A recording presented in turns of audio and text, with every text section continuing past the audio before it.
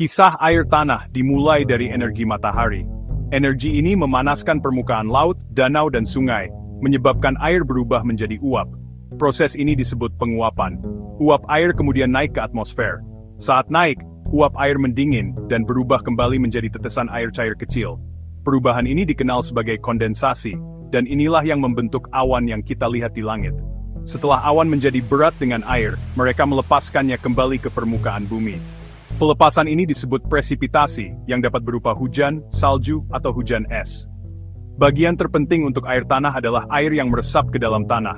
Proses ini disebut infiltrasi. Air terus bergerak ke bawah karena gaya gravitasi, melewati berbagai lapisan, tanah, pasir, dan batuan. Lapisan-lapisan ini bertindak seperti filter alami, memurnikan air saat bergerak. Kemudahan air dapat melewati bahan-bahan ini disebut permeabilitas. Akhirnya, air mencapai lapisan batuan yang tidak permeabel. Air tidak dapat lagi bergerak ke bawah.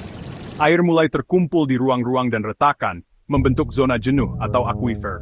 Permukaan atas zona jenuh ini dikenal sebagai muka air tanah. Massa air yang luas ini adalah apa yang kita sebut air tanah, komponen penting dari pasokan air tawar bumi. Air tanah bisa kita bedakan berdasarkan letaknya dari permukaan tanah. Jenis yang paling mudah dijangkau adalah air freatik atau air tanah tak tertekan.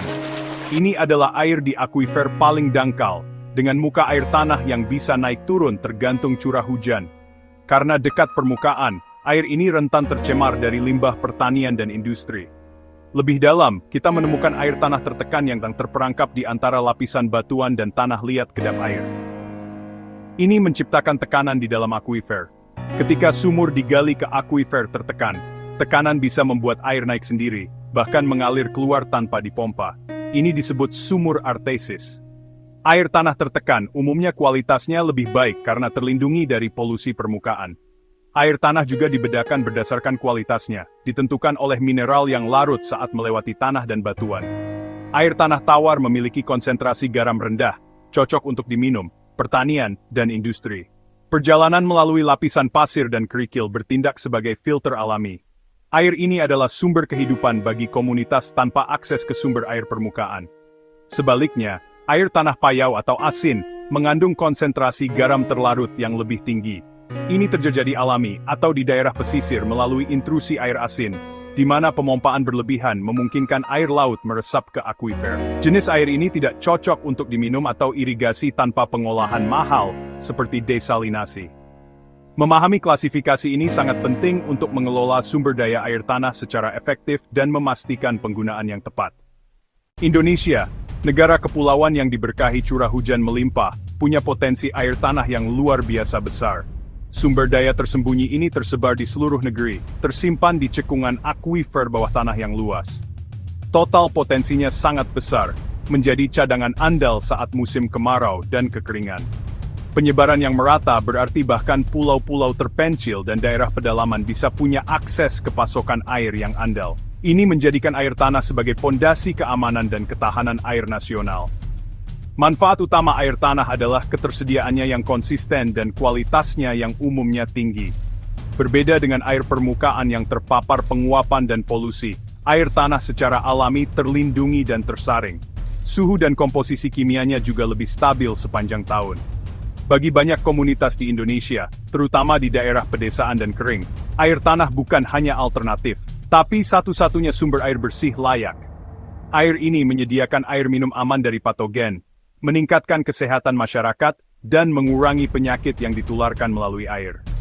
Lebih jauh lagi, potensi air tanah juga mendukung pembangunan ekonomi.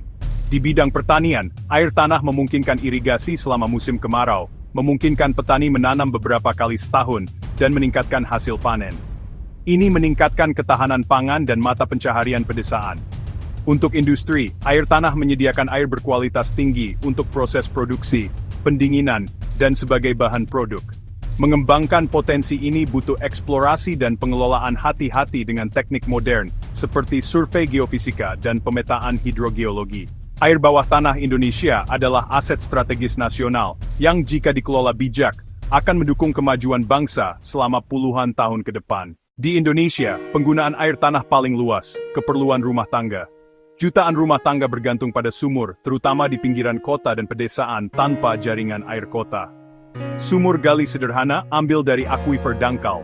Sumur bor modern mencapai akuifer dalam dan tertekan. Air tanah penting untuk minum, memasak, mandi, dan sanitasi. Bagi banyak orang, air tanah memberikan keamanan dan kemandirian, membebaskan dari ketergantungan sumber permukaan. Sektor pertanian, konsumen utama air tanah. Banyak lahan mengandalkan curah hujan dan irigasi permukaan.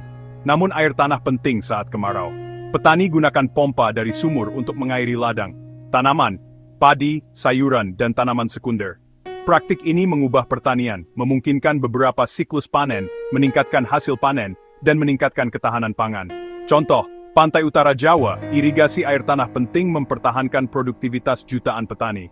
Sektor industri juga sangat bergantung. Pabrik butuh volume air besar, penggunaan, sistem pendingin, mengolah bahan baku, membersihkan peralatan.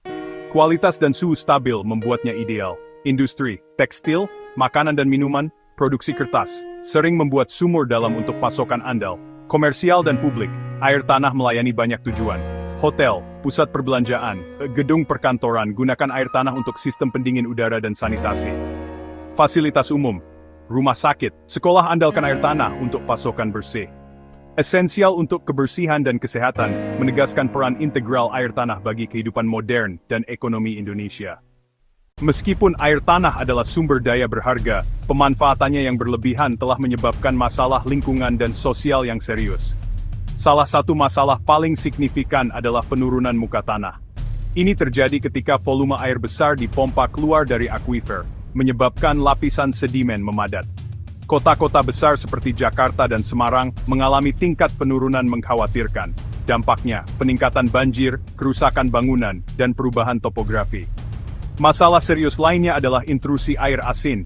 Ketika air tawar dipompa berlebihan dari akuifer pesisir, air asin dari laut bergerak ke daratan dan mencemari pasokan air tawar.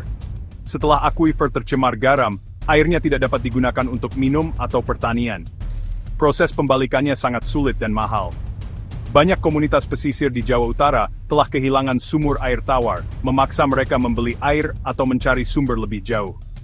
Masalah ini mengancam mata pencarian dan kesehatan jutaan orang. Untuk mengatasi tantangan ini, upaya bersama dalam konservasi air tanah dan pengelolaan berkelanjutan sangat dibutuhkan. Salah satu solusi utama adalah meningkatkan pengisian ulang buatan, sumur resapan dan kolam infiltrasi. Mengurangi permukaan beraspal di daerah perkotaan dan menciptakan lebih banyak ruang hijau dapat meningkatkan infiltrasi alami. Dengan secara aktif membantu akuifer terisi kembali, kita dapat mengurangi dampak pengambilan berlebihan. Pendekatan ini bekerja dengan siklus air alami. Pengelolaan efektif membutuhkan kombinasi kebijakan, teknologi, dan partisipasi publik. Pemerintah harus menegakkan peraturan pengambilan air tanah, menerapkan sistem perizinan, dan memantau tingkat pemompaan, terutama untuk pengguna industri dan komersial. Mendorong teknologi hemat air di pertanian dan industri, di samping kampanye kesadaran publik tentang konservasi air di tingkat rumah tangga. Sebagai kesimpulan, menjaga air tanah bukan hanya masalah lingkungan, ini untuk memastikan keamanan air jangka panjang, stabilitas ekonomi, dan kesejahteraan generasi mendatang. Kita harus bertindak sekarang untuk melindungi harta karun tersembunyi di bawah kaki kita ini.